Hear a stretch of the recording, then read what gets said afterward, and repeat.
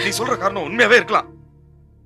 ஆனா உனக்கு உண்மையாவே அக்கறை இருந்திருந்தா நான் என்ன சொல்லுவேன், அம்மா என்ன சொல்லுவாங்க, தங்கச்சி என்ன சொல்லணும்னு கவலைப்படாம என்கிட்ட உண்மையை சொல்லிருப்பேன். என் தங்கச்சி வாழ்க்கை பத்தி கொஞ்சம் கூட அக்கறை இல்லாம உன்னை திட்டுவாங்கன்ற ஒரே காரணத்துக்காக உண்மையை என்கிட்ட மறைச்ச பாரு. என்னை பொறுத்த வரைக்கும் அதான் பெரிய தப்பு. உன் சந்தேகம் என்ன இருந்தாலும் என்கிட்ட சொல்லி தொலைச்சிருக்கலாமே. நீங்க சொல்றதெல்லாம் சரிதாங்க. தப்புதான், தப்பு என்னோடதுதான். இந்த விஷயத்தை பொறுத்த வரைக்கும் நான் தான் ரொம்ப பொறுப்பு இல்லாம நடந்துகிட்டேன். சரோ, ரொம்ப லேட்டா வருத்தப்படுற. ரொம்ப லேட்.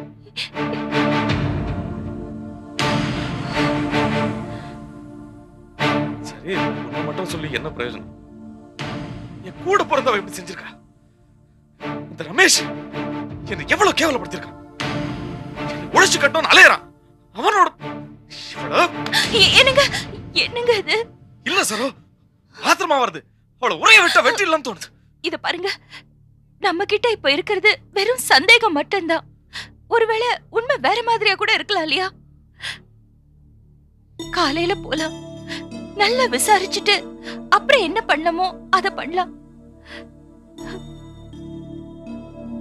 கோவப்படாதீங்க.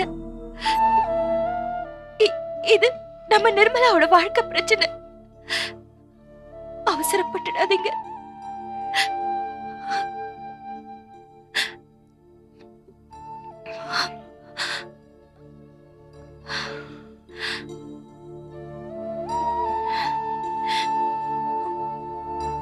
கொஞ்சம் தண்ணி கூட.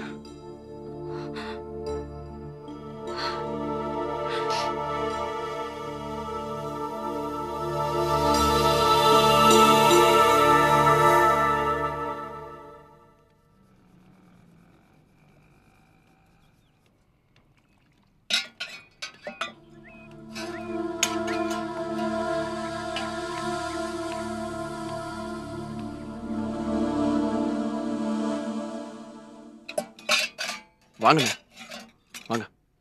என்ன சொல்லுவாங்க, கிளம்பிட்டியா? ஆமாண்ணே, கடையில் நிறைய வேலை இருக்கு. சரக்கு வருது, பேங்க்குக்கு வர போகணும்.